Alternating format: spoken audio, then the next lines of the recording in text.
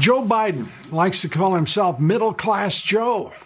He's called himself that more than 500 times by someone's count. But China Joe isn't really that middle class anymore.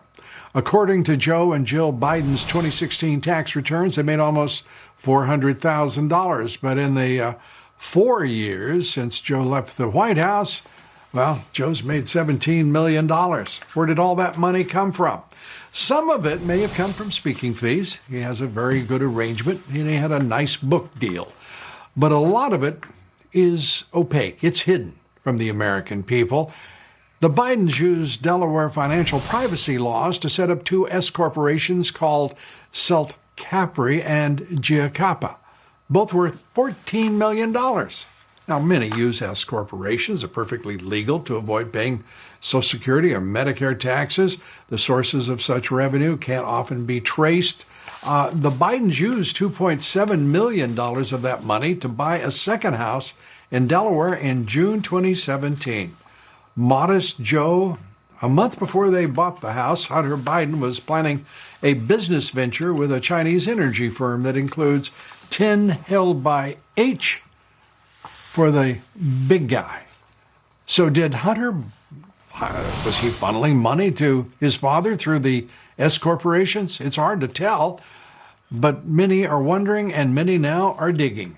Last month's report by Senator Ron Johnson's committee points out that Hunter Biden hid a lot of his money through several limited partnerships. So much remains hidden from the American people by middle-class Joe and the Biden family, including his his years of public service at the University of Delaware, sealed away there. Public service, but very private records. Joining us tonight is President Trump's personal attorney, former New York City Mayor Rudy Giuliani, also host of the podcast Common Sense and Chat with the Mayor show on WABC Radio in New York. Rudy, great to see you. And this is good to see you. An extraordinary expose, and it is so powerful, so important that the American public know what's happening. Your role in it has been central, and that of your attorney. Can you quickly tell us how you came to be at the center of this? Sure. And that these got to the New York Post. You know what? I'll tell you what convinces me that this is very damaging. All they do is attack the process and attack me and attack the people who found it. They can't attack any of the substance of the emails, the texts, or the photographs, which are clearly Hunter Biden's. No question about it. And I'll explain that in a minute. So here's how we found out about it. Hunter Biden brought this hard drive in to be repaired, I'm going to say about a year and a half ago. He left it with a merchant. The merchant repaired it and then tried to reach Hunter Biden to give it back to him. He could never reach him. 90 days passed. At 90 days, according to the agreement signed by Hunter Biden, which I have a copy of, the hard drive was abandoned, became the property of the merchant. A few months later, the merchant started hearing these things on television that the Bidens were saying and was being said about them, and he became very nervous, and he decided he better take a look at what he had because it might be criminal in nature.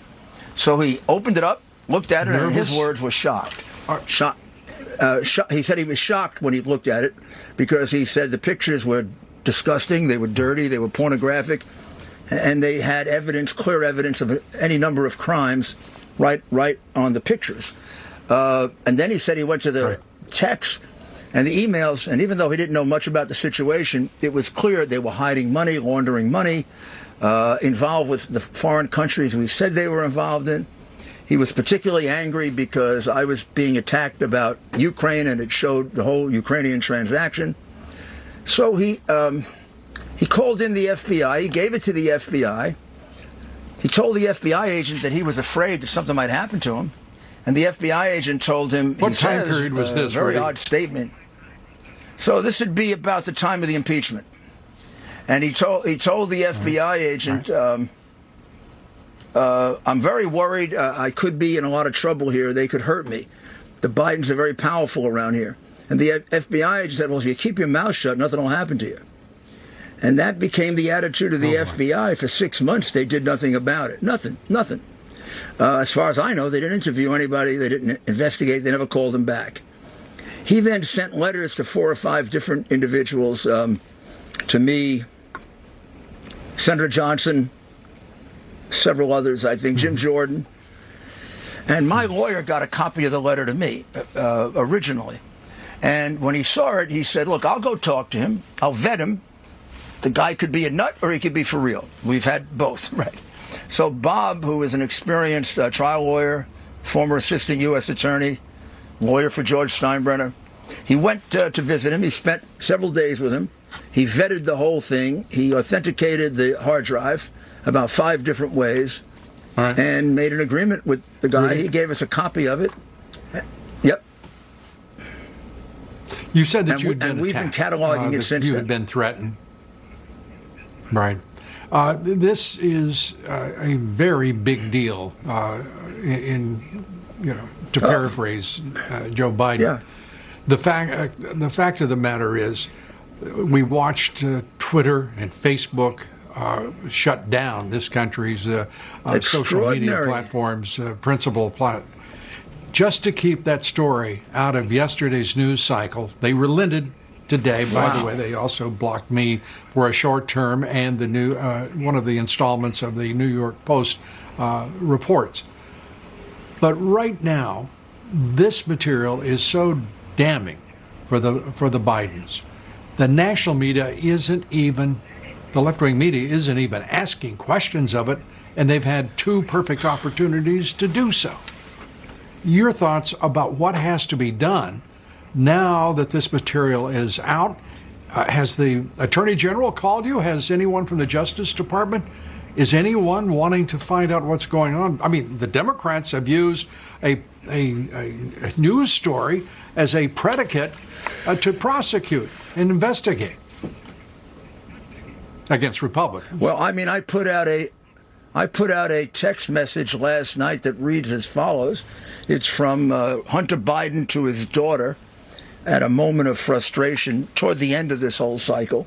He basically says, no one in the family respects me, despite the fact that I've been supporting the family for 30 years, and Pop requires me to kick back half of my income to him.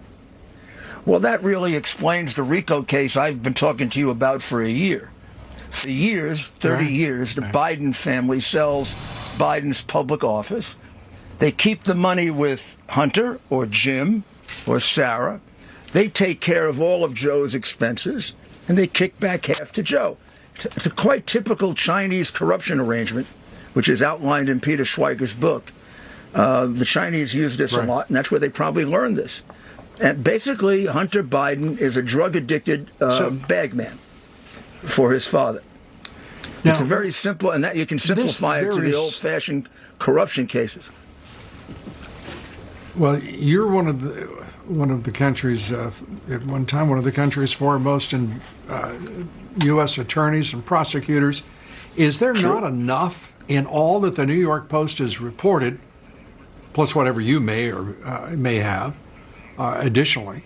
But is there not enough here for a full-fledged investigation? I mean, we're talking about millions of dollars from China, Russia, and Ukraine. Given the evidence that I've turned over to them going back to January of last year, I mean, there's enough for a conviction.